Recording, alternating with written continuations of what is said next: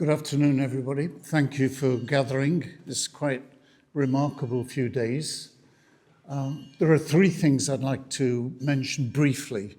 The first is the experience of being a member of the Conclave.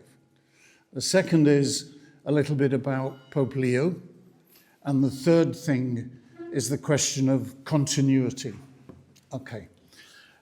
For me, from the moment we went into Santa Marta, and therefore were the 133 elected cardinals, there became a quite remarkable spirit of fraternity, of having a common purpose, having a common dedication.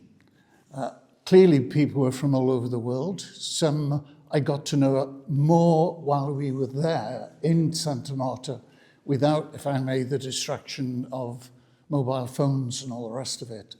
But it is remarkable to speak with a cardinal from Mongolia, for example, who's, some of his churches are just tents that move with the people. And then from New York, or even from Chicago, which we'll come back to in a minute. So there was a great spirit among the group of us. I think, secondly, it was a time of prayer in the broader sense of the word. There's a difference between being in prayer and saying prayers, but there was a deep sense that here was a place in which there was enough silence, there was enough recollection. For me, there's a very beautiful chapel in Santa Marta House, and all of those things gave a profundity, a depth to the time we spent together. And thirdly, for me, it was a time of great patience, because the process of a conclave as laid down in the Constitution is meticulous, and we meticulously followed every single step that was in the book. And that meant quite a lot of waiting. So, for example, I think it was on television, the opening action, which was each of 133 cardinals taking a solemn oath of maintaining secrecy and confidentiality about the details of what went on. That took quite a long time. And that even each vote took quite a long time.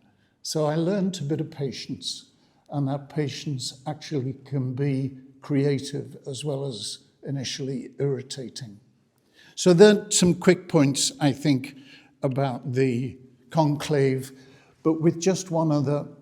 The fact that we came to what was really a quite rapid decision, just 4 votes, I think has properly been attributed to the fact that Pope Francis left a college of cardinals that shared lots of his vision, but even more of his spirit of this must be a missionary church.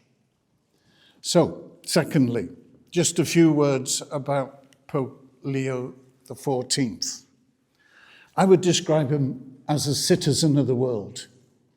He's he was brought up in Chicago. For those who know Chicago, on the south side, which therefore is the much poorer side of Chicago, the working class part. He's been the general superior of the Augustinians twice, which basically means he's traveled the world twice, fulfilling those responsibilities. He's been a teacher, he's been a diocesan bishop, and he's been a member of the Roman Curia. And that's a combination of talents that I think, once it emerged and we'd reflected on the life of the church, made it pretty clear that here was a man who was bringing the right depth and breadth of experience to the papacy. As a person, I've known him for a few years. He's got a very gentle manner. He's very calm. He's quite clear in his mind. He can be decisive. I've seen him resolve difficulties in a way that didn't leave enemies behind him, and he can hold people together. In terms of governance, he has a doctorate in canon law, so he knows how things should be done. Second thing about him, And this gets me to the question of continuity. You will have heard him say, I am a son of St. Augustine. And that's a point worth pondering. Now, prior to the conclave, in some of the comments I've made, I've stressed that for me, the interpretive key to the papacy of Pope Francis was his last encyclical, Dilexit Nos, He Loves Us. Now, that encyclical is deeply rooted in the writings of St. Augustine.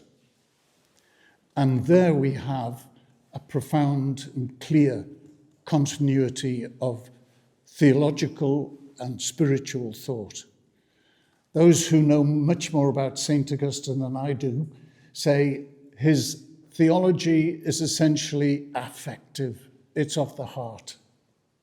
So there's that famous phrase, which many of you will know of St. Augustine, our hearts are restless until they find their home in you. And it's also, his whole thinking is very centered on the person of Christ.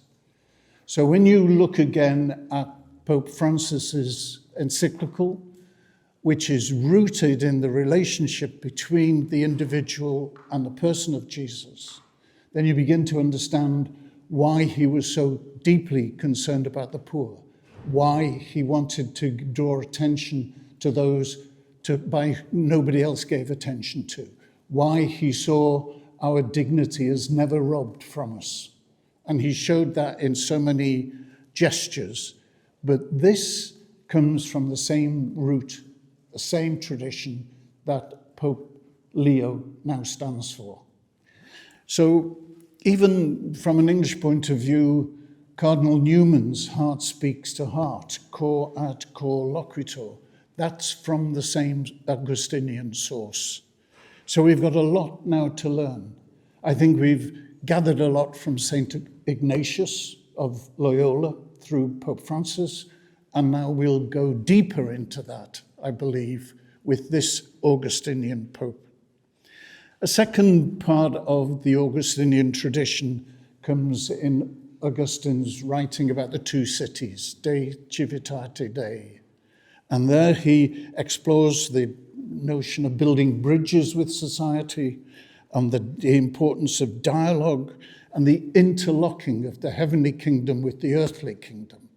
So you've got there a very profound basis from the 5th century for the kind of relationships between the church being in the world, but not entirely of the world.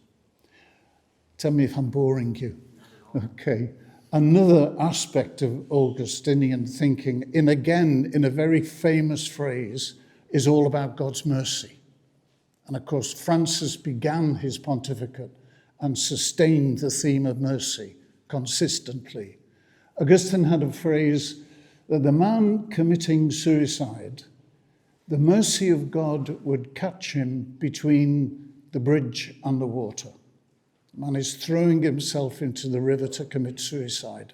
But Augustine taught that between the bridge and the water, the mercy of God could catch him and bring him home. And then he also, Augustine, as many of you will know, had quite a strong vision of the destructiveness of sin. So he would have been one of those early who said, once a society or a community or a culture loses its sense of God, then it will very quickly begin to treat people badly, cruelly, with indifference and all the rest of it. So that too is, I think, a strength that we will see in Pope Leo. It was also pointed out to me that Leo and Augustine will put their focus on the person of Christ, as you heard from the text of his homily this morning. Also, somebody said to me that in 452, Leo the Great went to the edge of the city of Rome and persuaded Hilla the Hun to turn back. So Pope Leo the Great was not afraid of absolute tyrants. I think that's enough for me, partly on the experience of the conclave, partly on the person of Leo XIV, and especially on the continuity that we have now, going back certainly to Benedict, who's a great Augustinian scholar, Benedict, Francis, and now Leo XIV. Of course, the other thing about the name Leo is that he was really the establisher of modern Catholic social teaching and speaking up for the cause of oppressed workers in particular. Okay, thank you. Yeah. You said that it required great patience in the conclave, that the voting took a long time. Why was that? Was that because of the sheer number of cardinals or because some were infirm? And why did that first black smoke take so long to come? Well, if you look at the Constitution, which is a perfectly public document, it describes in detail how each cardinal is to vote. And it not only obviously involves writing on a piece of paper, but then each cardinal and a queue goes up to the high altar at the foot of the Last Judgment and makes a promise. So, and then puts his vote in. So if you do that 133 times, it takes quite a while. Yeah. The first evening, I think it's fairly well known that Father Cantalamessa gave a very long talk. How long? I was being patient, wasn't I? I would think he was an hour or more, actually. So one person commented, it's his valedictory address. He's 92, 93, Father and it was splendid stuff. Yeah, splendid. Yeah, I don't know if has the text been published? No. How long had you expected it to be? I think, if I remember, it was suggested that it would be half an hour at the most. Patience is a good virtue. I'm learning. Yeah. As somebody said, patience is a virtue you can't easily demonstrate, except by doing it. Humility is a bit more tricky. The lovely saying, somebody was asked, do you know of a good book on humility? Yes, he said, I wrote one. Anyway, yeah. You touched, Eminence, on speaking to someone from Mongolia. It's all been made about the fact that there was 70 countries, various languages. Was that an issue? Was language an issue within the conclave? This colleague from Mongolia, how did you speak to him? Oh, he speaks good English, actually. Right. I think he was English, or it might have been Italian, I can't remember.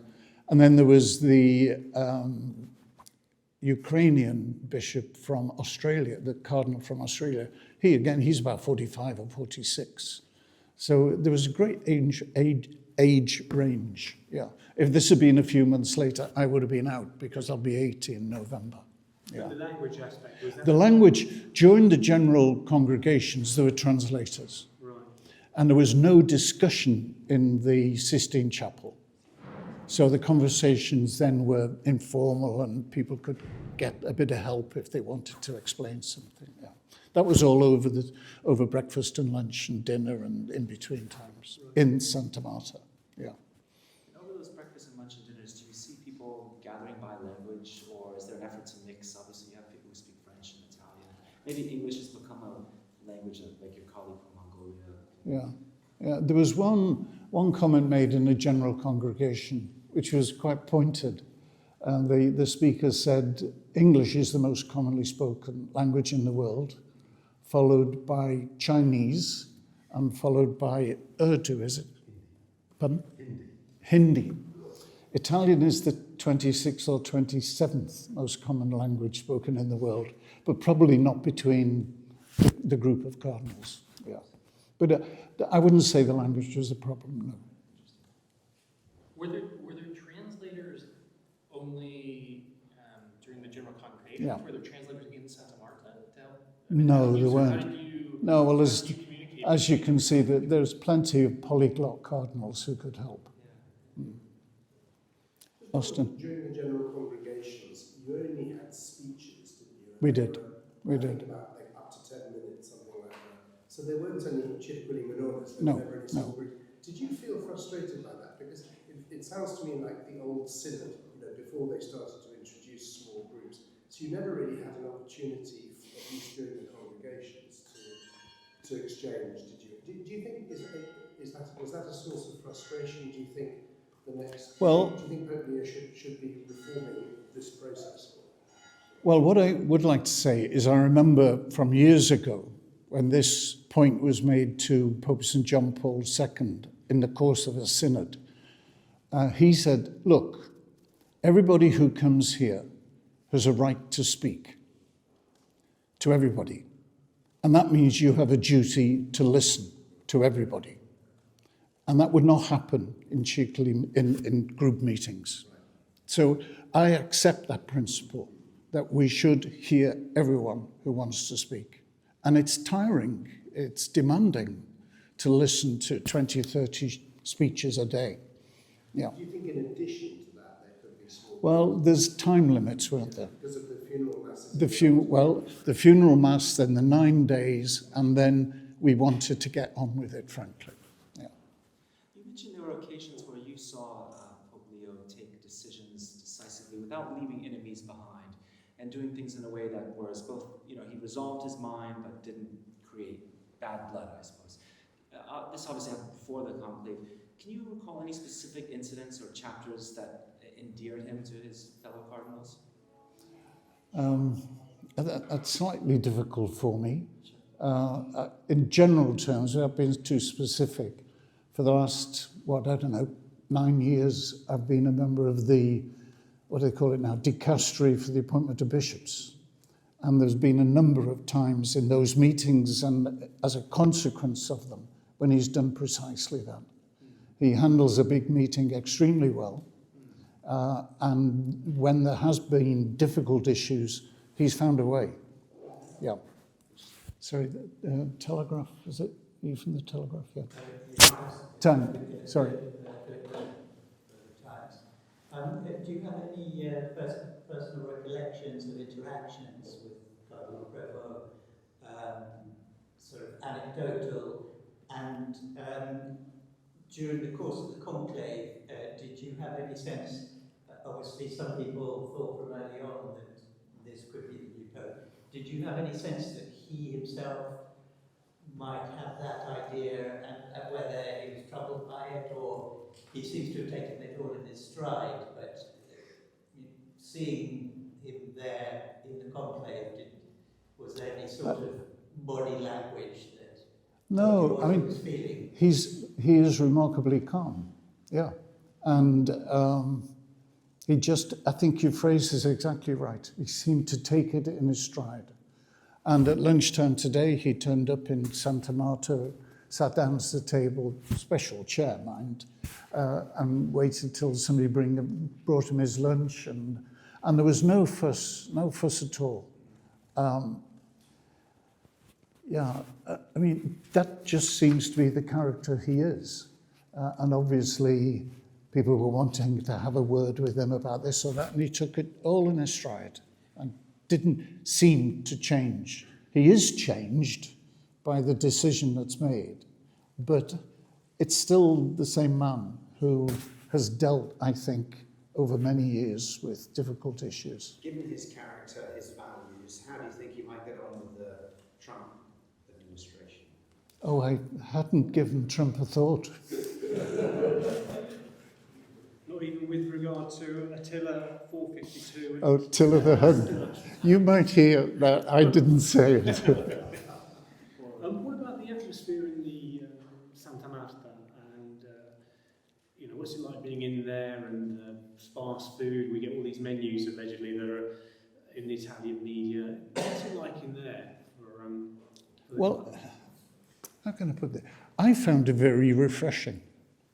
And I found it more like going on a spiritual retreat than anything else. And there was this sense that here was something of a sacred space.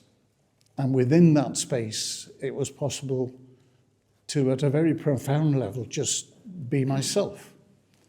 And so actually, by the time we were coming to lunch today, there was quite a bit of me didn't want to leave, because there was something to be deeply treasured in the fraternity and in the prayerfulness of it. And just the sense I went into each meal and just sat down where there's a chair next to whoever it was. I didn't get a sense of people trying to gather in clusters or in pressure groups or any of that. And at no point did I feel there was the slightest bit of rancor or, somebody trying to promote themselves or even block somebody else. Unlike the film, I think this was a very, very lovely and congenial and fraternal time together. And I think every cardinal would attest to that, even those who didn't disagree, particularly with the drift of things. His brothers revealed that he did watch the film before he went in. Did you see that? Pardon? So Pope Leo's brother has revealed that, Leo watched the film before he went in, because obviously he had, no idea. Oh, okay. As you said the other week. Yeah. But are you allowed to say, Eminence, the atmosphere when it's finally announced within Sistine Chapel? It was elation, frankly. Yeah, it really was. And especially there is this formal moment at the end when there's a formula and the dean stands in front of the candidate and says, you've been elected, will you accept?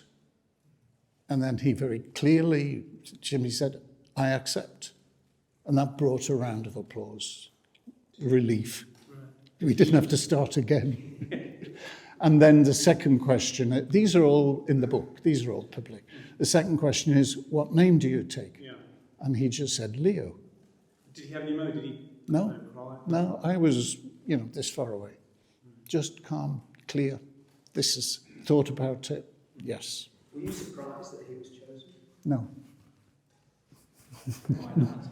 Well, because of the reasons I've given, There's continuity, there's a great missionary zeal, there's pastoral experience, there's administrative competence, and there's a familiarity with the Roman Curia. You mentioned administrative competence.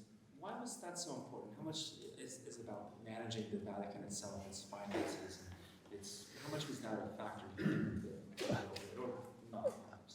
Clearly, everybody knows that the Roman Curia can get very tense at times, and there are certainly problems. And I think what Cardinal Prevost brought was a significant experience of it, but not long enough to him to be identified with any particular interest group.